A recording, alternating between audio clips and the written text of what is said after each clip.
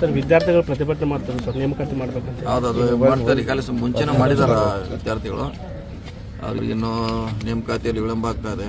Age ಸಮಸ್ಯೆ ಇದೆ ಅಂತ ಹೋರಾಟ ಆಗಿದೆ. ಅವ್ರ ಜೊತೆ ಸಿಎಂ ಈಗಲೂ ಒಂದು ಸಭೆ ಮಾಡಿದಾರೆ. ವಿದ್ಯಾರ್ಥಿಗಳ ಜೊತೆಗೆ ಬಿಜೆಪಿ ಅವರು ಪ್ರತಿಭಟನೆ ಮಾಡಕ್ಕೆ ಮುಂದಾಗಿದ್ದಾರೆ. ಆಗಲಿ, ಅದಕ್ಕೆ ಯಾರು ಮಾಡ್ರಿ, ಬಿಜೆಪಿ ಅಂತ ಹಂಗೆ ನೋಡ್ಲಿಕ್ಕೆ ಆಗಲ್ಲ. ಅದು ಎಲ್ಲರ ಸಮಸ್ಯೆ. ಅದು ಬಿಜೆಪಿ ಕಾಂಗ್ರೆಸ್ ಸಮಸ್ಯೆ ಅಲ್ಲ, ಒಟ್ಟಾರೆ ಆ ಯುವಕರ ಭವಿಷ್ಯ. ಅದು ಏನದು ಬಿಜೆಪಿ ಕಾಂಗ್ರೆಸ್ ಅಂತ ಮಾಡ್ಲಿಕ್ಕಾಗಲ್ಲ. ಇವತ್ತೇನೋ ಡಿ ಕೆ ಶಿವಕುಮಾರ್ ಕೇಳಿದ್ರಂತೆ ಸಿದ್ದರಾಮಯ್ಯ, ಅಶೋಕ್ ಏನ್ ಮಾಡಿದಾನೆ,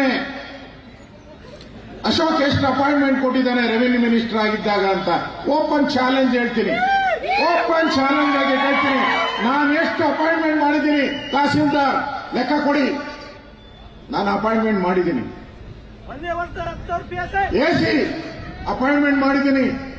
ನಾನು ಹೋಮ್ ಮಿನಿಸ್ಟರ್ ಇದ್ದಾಗ ಪೊಲೀಸ್ ಇಲಾಖೆಯಲ್ಲಿ ಸಾವಿರಾರು ಜನಕ್ಕೆ ಅಪಾಯಿಂಟ್ಮೆಂಟ್ ಕೊಟ್ಟಿದ್ದೀನಿ. ಸ್ಪೋರ್ಟ್ಸ್ ಕೋಟಾ ಕ್ರಿಯೇಟ್ ಮಾಡಿದ್ದೀನಿ. ನಾನು ರೆವಿನ್ಯೂ ಮಿನಿಸ್ಟರ್ ಆಗಿದ್ದಾಗ ವಿಲೇಜ್ ಅಕೌಂಟೆಂಟ್ ಇಂಟರ್ವ್ಯೂ ಇಲ್ಲ, ಟೆಸ್ಟ್ ಇಲ್ಲ.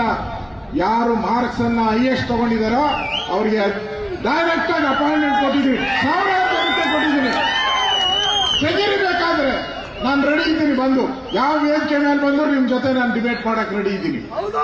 ನೀನೇನ್ ಮಾಡಿದ್ಯಾ 3 ವರ್ಷದಿಂದ? ನೀನೇನ್ ಮಾಡಿದ್ಯಾ ಹೇಳಬೇಕು. 3 ವರ್ಷದಿಂದ ನೀನು ಎಷ್ಟು ಜನ ಅಪಾಯಿಂಟ್ಮೆಂಟ್ ಮಾಡಿದ್ಯಾ ಹೇಳು